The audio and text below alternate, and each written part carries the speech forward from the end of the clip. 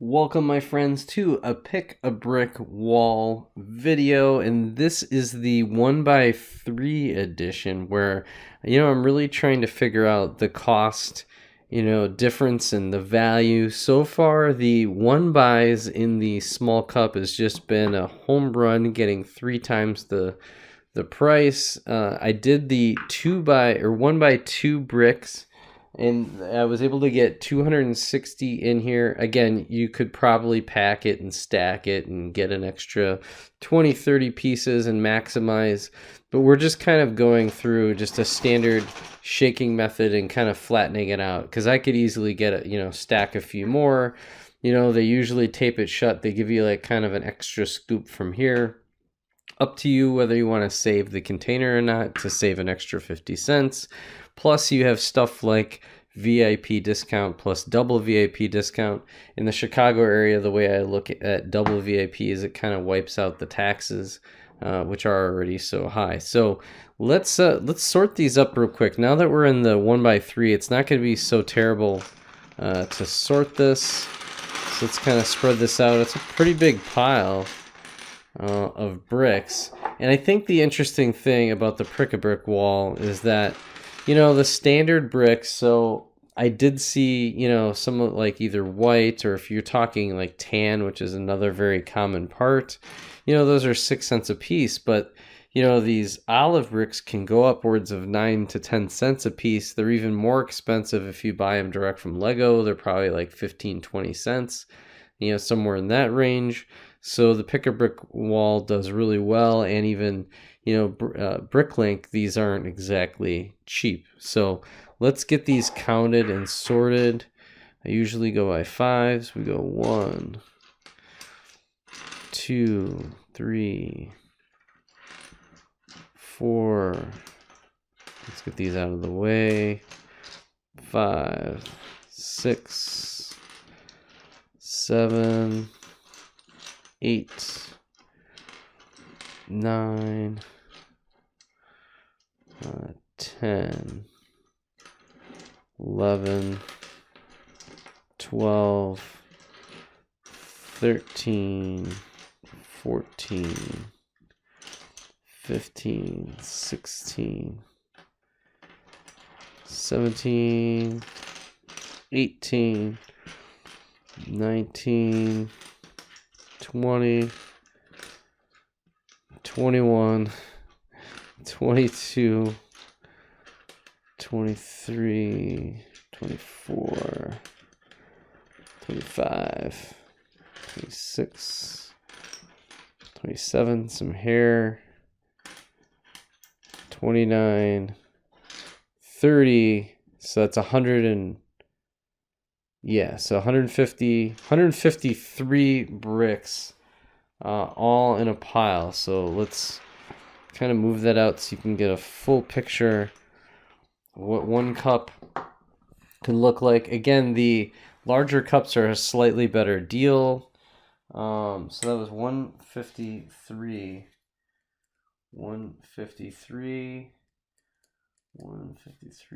Okay, so if we look at the pick-a-brick wall, let me get out my handy dandy. So $9 divided by 153 equals, so 5.8 is what I get there. So that's essentially, let's round that up to 0.06. So that's an interesting thing with that, is that essentially on a bricklink order, of if you're ordering common parts, so really you shouldn't really I guess again double VIP, or if you're trying to get gift with purchase, that's always really good. But if you're a bricklinker, to do like white or like grays and stuff like that in the 1x3s, the only way to get the value out of your cup is if you line the bottom. You probably go a little bit lower, but you'd probably line the bottom with smaller parts.